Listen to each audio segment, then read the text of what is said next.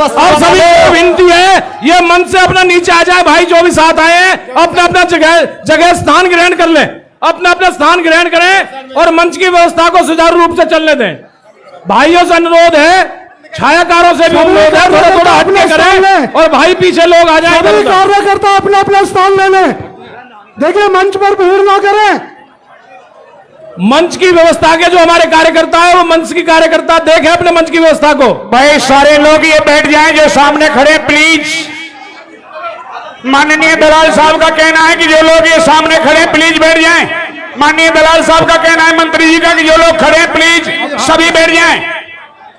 अभी बुलाऊं, अभी जो भी भाई मंच पे खड़े हैं कृपया करके सामने ग्रहण करें। जो भाई मंच पे खड़े हैं कृपया स्थान ग्रहण करें, सभी भाई बैठे।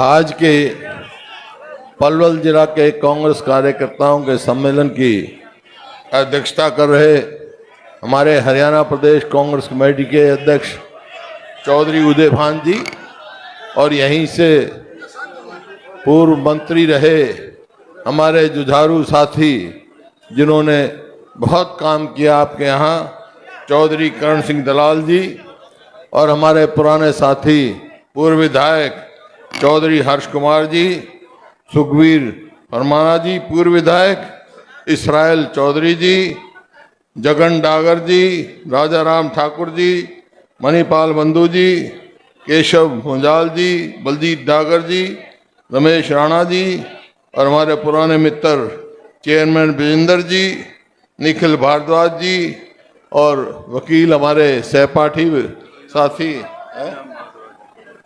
गिरीश भारद्वाज जी, तुई राम भारद्वाज जी, वह हमारे साथी रहे वकील हमारे सहपाठी प्रहलाद मित्तल जी, सम्मानित मंच और उपस्थित सभी मेरे बुजुर्गों, नौजवान साथियों व मातृशक्ति पत्रकार बंधुओं।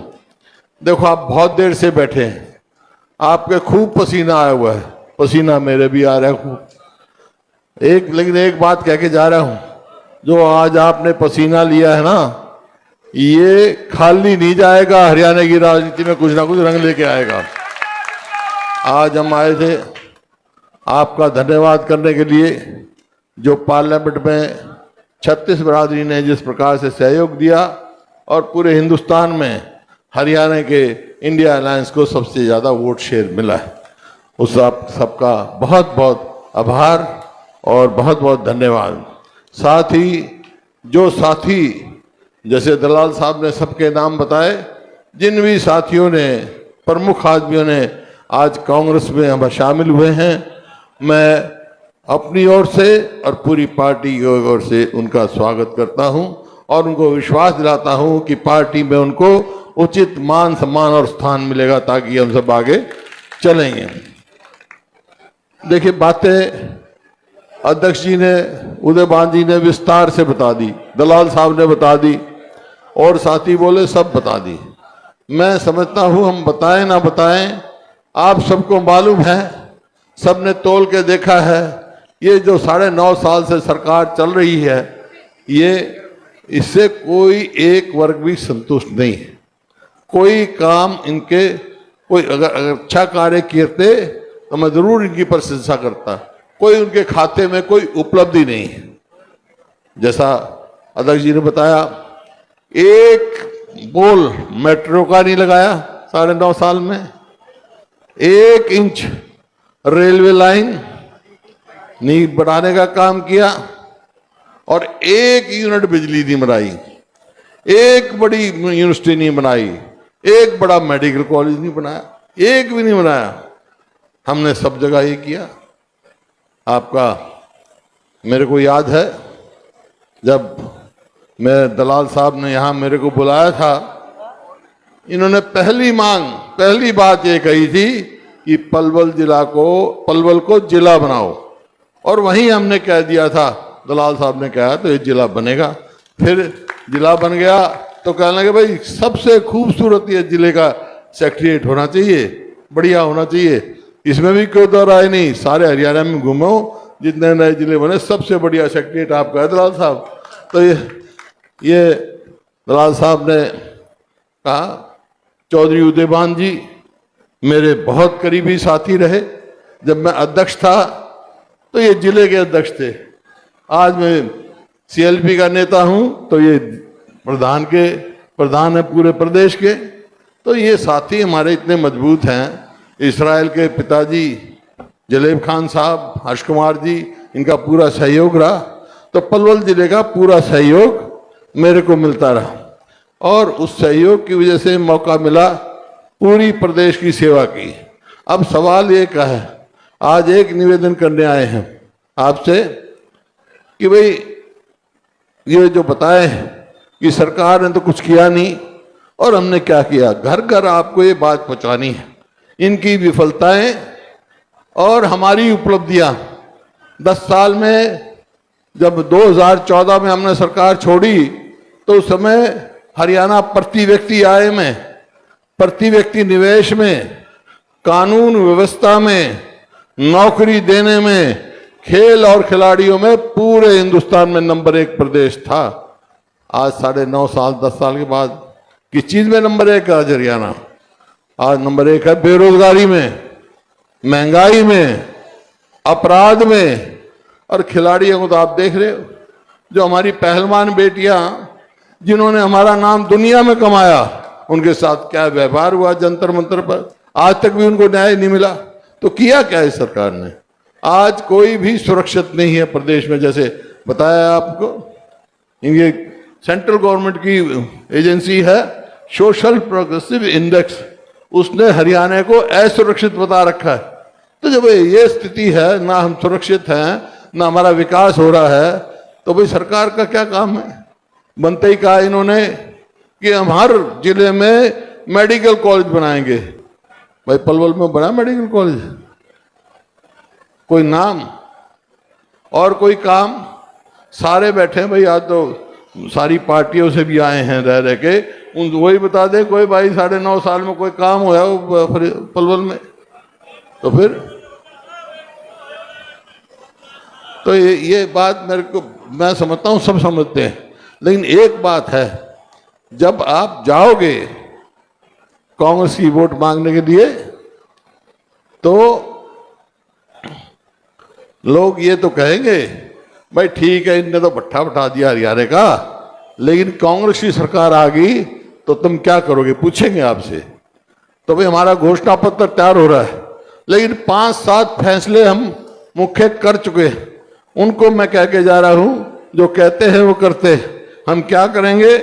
हमारी सरकार आई कांग्रेस पार्टी की तो पहला काम करेंगे, हम अपने बुजुर्गों की पेंशन 6,000 रुपये महीने करेंगे। और जो गरीब आदमी की जो महंगाई बढ़ रही है, उसमें बिजली का बड़ा भारी वो है, महंगी हो रही है, 300 यूनिट बिजली माफ करेंगे भाई।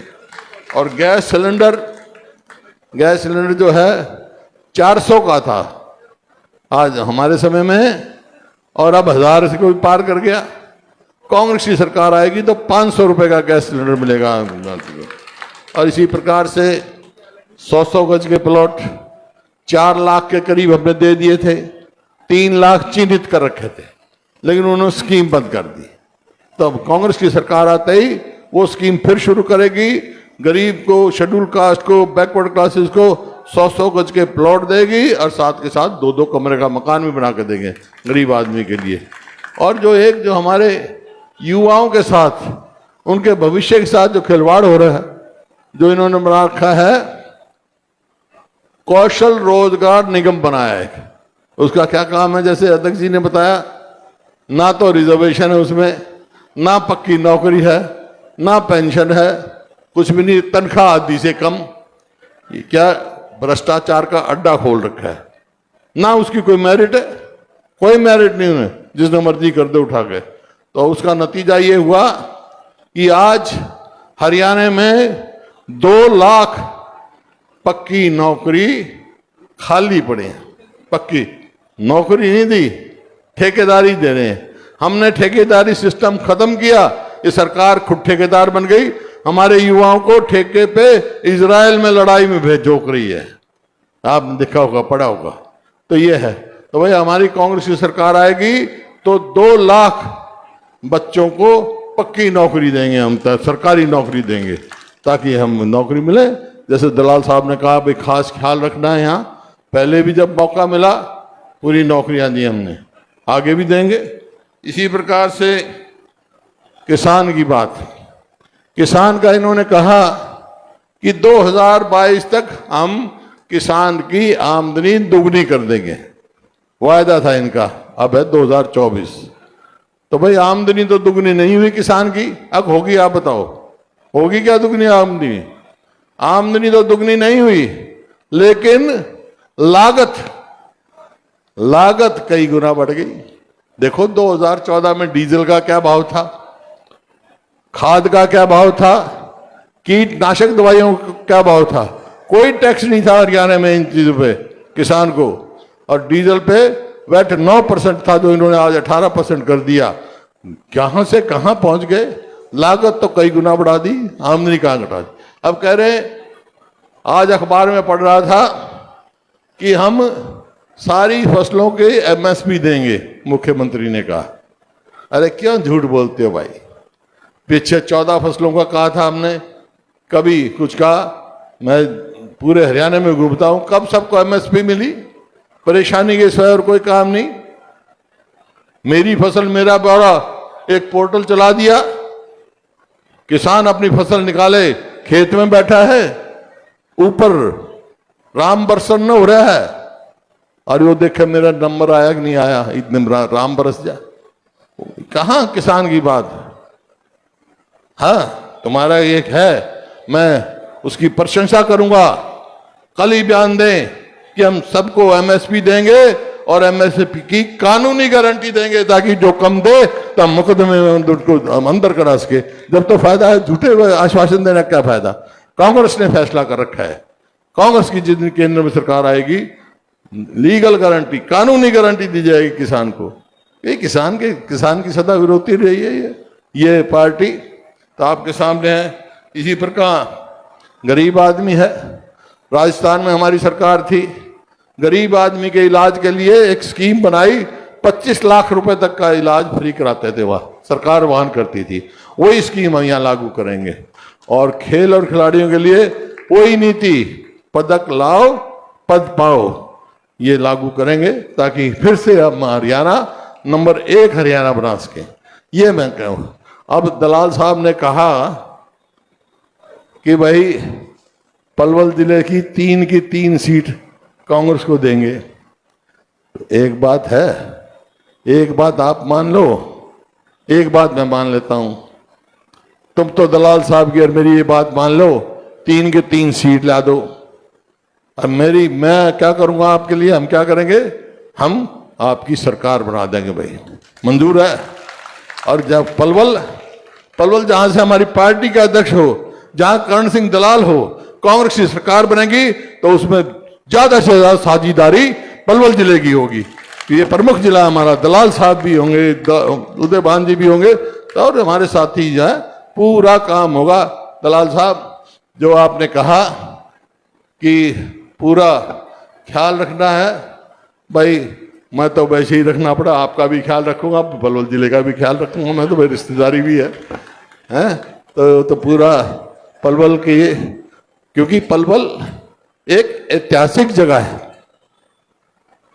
अगर आज देश की आजादी की लड़ाई के इतिहास में किसी शहर का सुनहरी लफ्जों से नाम लिखा हुआ है, तो वो पलवल का है। क्योंकि आजादी की लड़ाई के लिए जब सबसे पहली बार महात्मा गांधी जेल में गए, तो पलवल स्टेशन से उतारे गए थे। और मैं एक स्वतंत्रता सेनानी परिवार का बेटा हूं, आपको कह के जा रहा हूं, जो पलवल का नाम है आजादी के इतिहास में, उसका मान सम्मान करेंगे। जिन साथियों ने आज पगड़ी बनाई है, किसी ने लोई दी है, उनका सब बहुत सम्मान, और आपकी पगड़ी की लाज रखना मेरा काम है।